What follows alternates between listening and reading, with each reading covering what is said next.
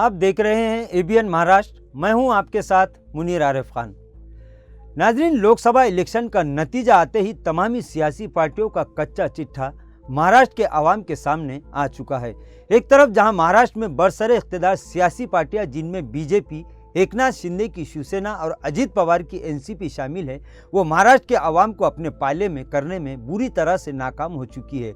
जबकि महाविकास आघाड़ी, जिसमें कांग्रेस, उद्धव ठाकरे की शिवसेना और शरद पवार की एनसीपी शामिल है, इसने ये साबित कर दिया कि चाहे इनकी पार्टियों को तोड़ने और ख़त्म करने की कितनी ही साजिशें कर ली जाए, महाराष्ट्र की सियासत में इनका दबदबा अब भी बरकरार है।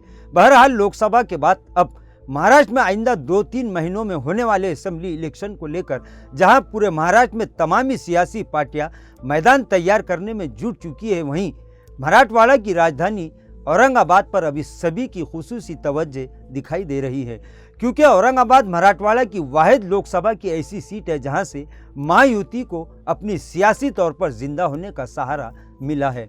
औरंगाबाद शहर की अगर बात की जाए तो यहाँ पर 3 असेंबली हलके हैं, जिसमें वस्ती असेंबली हलका, जहाँ पर गुज़िश्ता 3 इंतखाबात में एमआईएम और शिवसेना का दबदबा दिखाई दिया, तो वहीं मशरिक़ी हलके पर हालांकि एमआईएम 2014 और 2019 के इलेक्शन में अपना सियासी दबदबा दिखा चुकी, इसके बावजूद गुज़िश्ता असेंबली इलेक्शन में यहाँ से मजलिस उम्मीदवार को शिकस्त उठानी पड़ी थी और बीजेपी ने ये सीट अपने नाम कर ली थी। रही बात मगरिबी हलके की, तो यहाँ पर ज़्यादातर वोटरों की तादाद अक्सरियती तबके की है, यानी औरंगाबाद शहर से 2 असेंबली हलके ऐसे हैं जहाँ से अगर पूरी दियानतदारी और लगन के साथ मेहनत की जाए तो शहर से 2 मुस्लिम अराकीन असेंबली ज़रूर कामयाब हो सकते हैं। लेकिन अहम और काबिल गौर बात यह है कि इन दोनों ही असेंबली हलकों से आइंदा असेंबली चुनाव में बहुत सारे मुस्लिम ख्वाहिशमंद उम्मीदवार अभी से सुर्खियों में आने की तैयारियां कर रहे हैं।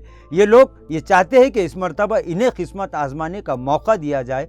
महाविकास आघाड़ी से भी ये मुतालबा जोर पकड़ता जा रहा है कि लोकसभा इलेक्शन में मुसलमानों को पूरी तरह से नज़रअंदाज किया गया, लेकिन इस बार ऐसी कोई भी सियासी कोशिश को न ही कबूल किया जाएगा और न ही बर्दाश्त किया जाएगा। लिहाजा शहर के 3 असेंबली हलकों से 2 असेंबली हलकों को मुस्लिम उम्मीदवारों के लिए छोड़ने की मांग आहिस्ता आहिस्ता अब जोर पकड़ रही है। इधर मजलिस की अगर बात की जाए तो इस मरतबा मजलिस के खैमे में ख्वाहिशमंद उम्मीदवारों की एक लंबी फहरिस्त तैयार हो चुकी है। हर कोई यही चाहता है, बल्कि दावा भी करने लगा है कि अब की बार वो ऐवान असेंबली में जाने के लिए सबसे मजबूत और मौजू उम्मीदवार है, जिसके चलते इस बात से इनकार नहीं किया जा सकता कि बढ़ती ख्वाहिशमंदों की बड़ी तादाद की वजह से इस मरतबा इलेक्शन के वक्त माहौल सियासी तौर पर काफ़ी गर्म हो सकता है, क्योंकि उम्मीदवारी तो सिर्फ एक ही को दी जाएगी। लिहाजा जिन्हें इस बार भी मौका नहीं मिलेगा, इनके बारे में तो यही क़यास लगाए जा रहे हैं कि फिर वो अपना पाला बदल सकते हैं। खैर, आहिस्ता आहिस्ता असेंबली चुनाव का मैदान तैयार हो रहा है और लोग अपना दमखम दिखाने के लिए अभी से तैयारियों में मसरूफ़ हो चुके हैं। वहीं आवाम की अगर बात की जाए तो आवाम ने साफ साफ ये कह दिया है कि आपसी खींचातानी अब बहुत हो चुकी, मिल बैठकर एक मंसूबा तैयार करके मजबूत उम्मीदवारों ही को मैदान में उतारा जाए, ताकि अब की बार शहर की मुस्लिम क़यादत को मायूसी का सामना ना करना पड़े।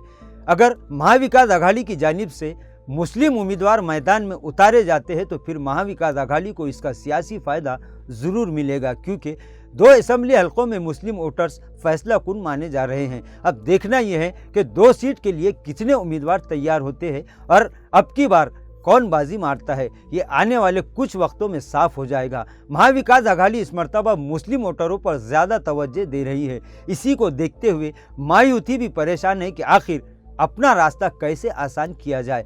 महायुति में शामिल 2 सियासी पार्टियां अजित पवार की एनसीपी और शिंदे की शिवसेना पहले ही ये बात कबूल कर चुकी है कि महाराष्ट्र समेत मराठवाड़ा में करारी हार की सबसे बड़ी वजह मुसलमानों की नाराज़गी और इन पार्टियों से दूरी साफ तौर पर सामने आ चुकी है। इसलिए सभी मुसलमानों को घेरने के फिराक में दिखाई दे रहे हैं। नाजरीन, आज के लिए बस इतना ही। कल फिर मुलाकात होगी कुछ नई खबरों के साथ। तब तक के लिए मैं मुनीर आरिफ खान आपसे इजाज़त चाहता हूँ। अल्लाह हाफिज़।